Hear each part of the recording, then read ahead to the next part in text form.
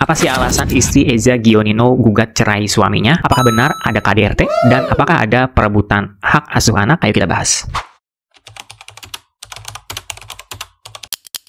Apa sih alasan istri Eza Gionino mengajukan gugat cerai? Apakah benar ada KDRT? Dan apakah ada perebutan hak asuh anak? Sebenarnya alasannya sudah disampaikan di gugatan, tapi ini sifatnya privasi dan tidak bisa dibocorkan ya guys. Tapi gue akan bahas dengan logika hukum dan pengalaman seorang lawyer. Nanti kalian bisa simpulkan sendiri. Jadi gue akan menjawab dengan salah satu sampel klien yang pernah kita tangani. Identitasnya tentu akan kita sensor. Kita sebut saja Ibu N, inisialnya N ya. Jadi ini adalah pernikahan paling singkat yang pernah kita tangani. Karena pernikahannya itu nggak sampai 2 bulan guys.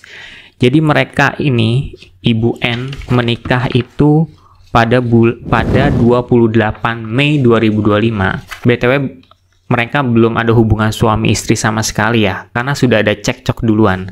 Jadi mereka nikah 28 Mei 2025, tanggal 29 Mei 2025, sehari setelah mereka nikah itu sudah ada cekcok besar. Gue nggak bisa ceritain detailnya, tapi itu bukan melibatkan suami istri aja, tapi sudah melibatkan keluarga suami dan keluarga istri.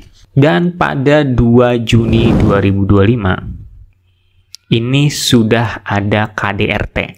Dan di hari itu juga klien kami langsung visum dan langsung lapor polisi untuk suaminya dikenakan pasal KDRT. Dan sudah ada laporan polisi dan sudah ada visum KDRT.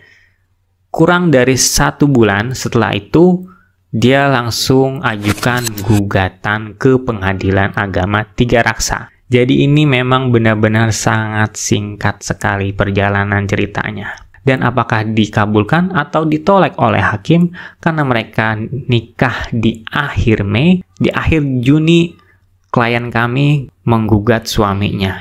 Jadi cuma dalam waktu 1 bulan itu langsung mengajukan gugatan. Nah, buat teman-teman yang belum tahu, per tahun 2023 Mahkamah Agung mengeluarkan peraturan terbaru. Jadi untuk mengurus perceraian di pengadilan agama, selain ada perselisihan, itu juga ada syarat wajib, yaitu harus pisah rumah paling tidak 6 bulan.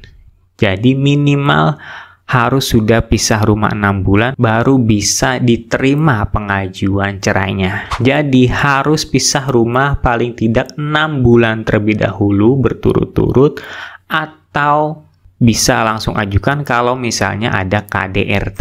Jadi klien kami ini, walaupun dia nikahnya baru 1 bulan, pisah rumahnya pun baru 1 bulan, karena sudah pegang hasil visum dan laporan kepolisian tentang KDRT, akhirnya gugatan cerainya diterima. Dan status mereka memang masih perawan dan perjaka karena belum ada hubungan suami istri sama sekali. Dari perkara ini, kita bisa tarik kesimpulan bahwa untuk mengajukan cerai, kalau belum pisah rumah 6 bulan, itu akan cenderung ditolak, kecuali sudah pegang hasil visum KDRT. Ya, netizen bisa menyimpulkan masing-masing ya. Kalau misalnya saya adalah lawyernya si istri Eza Gionino, seperti kita tahu mereka pisah rumah itu baru pertengahan Agustus. Di awal September mereka sudah mengajukan, artinya belum 1 bulan mereka pisah rumah sudah diajukan. Kalau misalnya tidak ada hasil visum, kalau saya lawyernya, saya akan bilang tunggu 6 bulan dulu kalau tidak ada hasil visum. Tapi kalau ada hasil visum, ayo kita maju.